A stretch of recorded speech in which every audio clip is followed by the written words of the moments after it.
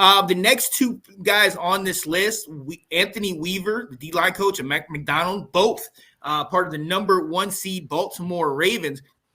Hey, I heard great things about Macdonald, but before that, I want to talk about Weaver.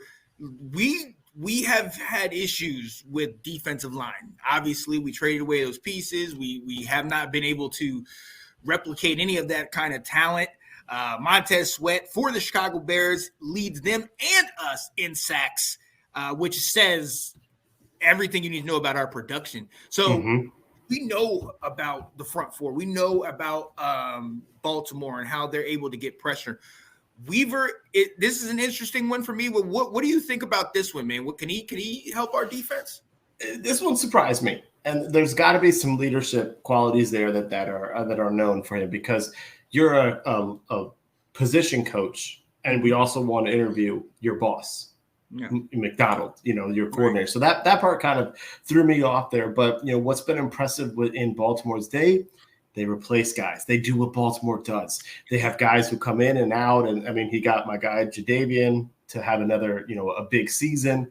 So he clearly, he had close to double digits, got himself the bonus. He clearly knows how to scheme up, some pass rush. And they've drafted guys. They brought in free agents. They do what Baltimore does to have the defense that they did. So I'd be in some of this, it could be learning about what does he see? What does he like to do? Just kind of, are they actual, are a finalist, or are we picking brains? Right. What if it's a situation where he comes in goes from defensive line coach to defensive coordinator? Maybe if it's a Mike Macdonald, that becomes his defensive coordinator, or one of these other guys. And we're like, well, this is someone we spoke with. Here's Anthony Weaver. Here's some of the things he said. An offensive coach may come in and say, yeah, let's let him run my defense. Right. So it could be more fact finding. Oh yeah, absolutely. And I mean, also, I don't know if this could this be a package deal? Could we be getting both of them so that, hey, we're talk to Weaver, see if we can, what he says about Macdonald. If we're sold on Macdonald, then let's see if we can bring them both in. Don't separate it. I mean, at this point, anything is possible. But let's go to Macdonald, because one of the things that I love about him, you talk about he brought in people. Last year was a Calais Campbell. They got for the 1-year deal. This year, Jadeveon Clowney. But also, they've been able to still have success amid injuries. We know about those corners being torn. Marlon Humphrey, I don't know if he's back yet. No. And they've been dealing with that all year and still have been able to win in a very tough division, tough AFC North, where two teams made the playoffs. Three. Ravens, Pittsburgh, and Cleveland all made the playoffs in that one. And everybody had a winning record in that division. So that says something for Macdonald to have done that. But the other part about these two that I really like is that pedigree. We know about the pedigree. We know about, that kind of integrity, that kind of work ethic coming out of Baltimore under Harbaugh.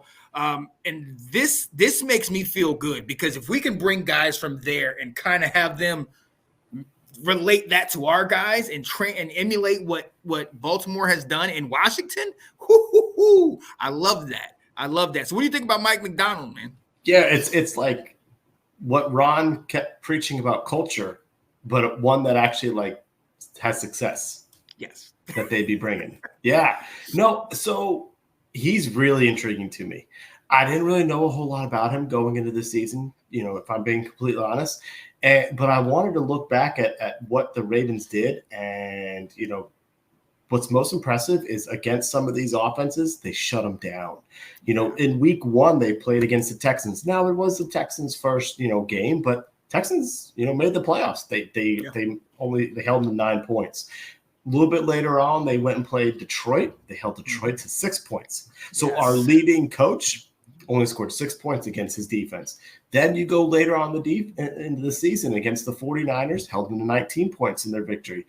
Then they smoked the Dolphins. And maybe they brought out the blueprint of this is how you play Miami. This is what you do to Miami when they beat them 56-19. So against some of the most high-profile offenses in the league, Mike Macdonald's squad shut them down.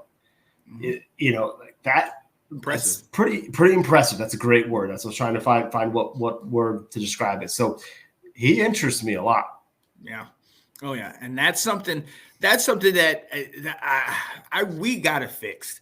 And I don't think it's going to be done. I mean, if we get a great defensive player, that's fine. But honestly, we just need to change the whole scheme. We got to sit here and I want a top tier defense. I'm sick and tired of having to say every year, oh, here comes Ed bend but don't break defense. We'll let them drive 75 yards and hopefully they'll get a field goal. I don't want that. We talked about getting Forbes last year so we could get turnovers. That didn't come to fruition. Now we need a new head coach. And to your point on all those things that he's been able to do, we'll see what he can do this weekend against a hot Texans team, which is very different from that team that they played in the season opener. But I'm intrigued by this, but everything about this. So I'm again, the microscope is on him, so I'll be watching this weekend. But I like this. Right. I like this pick.